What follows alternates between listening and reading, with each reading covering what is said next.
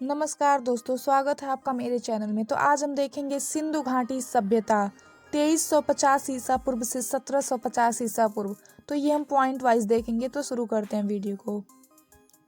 Sir John Marshall वर्ष 1920 से 1928 तक भारतीय पुरातत्व सर्वेक्षण के महानिदेशक थे। इनके द्वारा ही हड़प्पा और मोहनजोदड़ो की खुदाई की देखरेख की गई। वर्ष 1920 में मार्शल ने हड़प्पा में तथा वर्ष 1922 में मोहनजोदड़ो में खुदाई आरंभ की। इन्होंने ही वर्ष 1924 में सिंधु घाटी में नई सभ्यता की खोज की घोषणा की थी। अलेक्जेंडर कनिंघम को भारतीय पुरातत्व का जनक कहा जाता है। अगला पॉइंट, सिंधु सभ्यता विश्व की प्राचीनतम सभ्यता थी, जिसका विस्तार लगभग 13 लाख वर्ग किलोमीटर में था, जिसका अंतिम पूर्व बिंदु आलमगीरपुर मेरठ, अंतिम पश्चिमी बिंदु कनाडोर बलूचिस्तान तथा अंतिम उत्तरी बिंदु मांडा जम्मू कश्मीर और अंतिम दक्षिणी बिंदु दायमाबाद महाराष्ट्र थे। अगला पॉइंट, हड़प्पा सभ्यता विश्व की प्राचीन नदी घाटी सभ्यताओं में से एक प्रमुख सभ्यता है, जो मुख्य रूप से दक्षिण एशिया के उत्तर पश्चिमी क्षेत्रों में फैली है। इसकी सर्वमान्य तिथि कार्बन डेटिंग पद्धति द्वारा 2300 से 1750 ईसा पूर्व मानी गई है।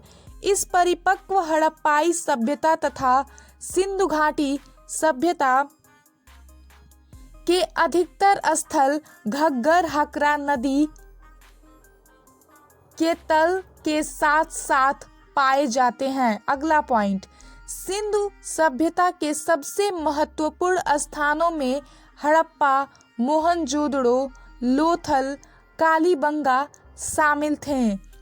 देश के विभाजन के समय अधिकांश स्थल पाकिस्तान में चले गए। अगला पॉइंट, लोथल, कालीबंगा, रोपड़, भगवापुरा, बनावली, रंगपुर, धोलावीर प्रमुख स्थल हैं जो वर्तमान में भारत में स्थित हैं। नोट करके लिख लेंगे इसको। मोहनजोदड़ो का शाब्दिक अर्थ है मृतकों का टीला। मोहनजोदड़ो सौंध सभ्यता के प्राचीन बड़े नगरों में से एक था। मोहनजोदड़ो में प्राप्त महास्नानागार सौंध सभ्यता की सबसे महत्वपूर्ण इमारत में है।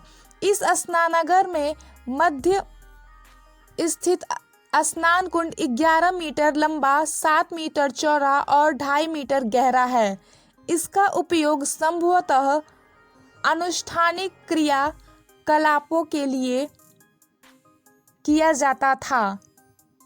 सर्वाधिक संख्या में मुहरे मोहनजोदड़ो से प्राप्त हुए हैं और जो मुख्यतः चौकोर हैं और अधिकांश सेल खड़ी की थी। अगला पॉइंट, सिंधु घाटी सभ्यता के लोग शाकाहारी और मांसाहारी दोनों थे।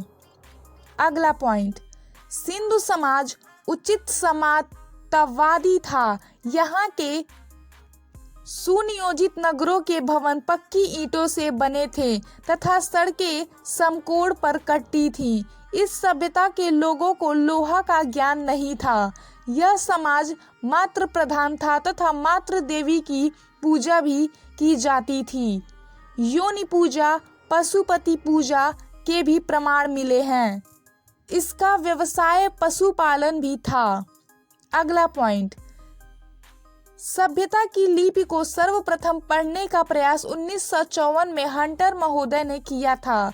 इस लिपि को गोमुत्रिका शैली या वास्त्रोफेदन कहा जाता है। यह लिपि मूल रूप से भाव चित्रात्मक थी। अगला पॉइंट, सिंधु के लोग कपास का उत्पादन करने वाले पहले व्यक्ति थे। इस सभ्यता में लोग घोड़े से परिचित थे। यहाँ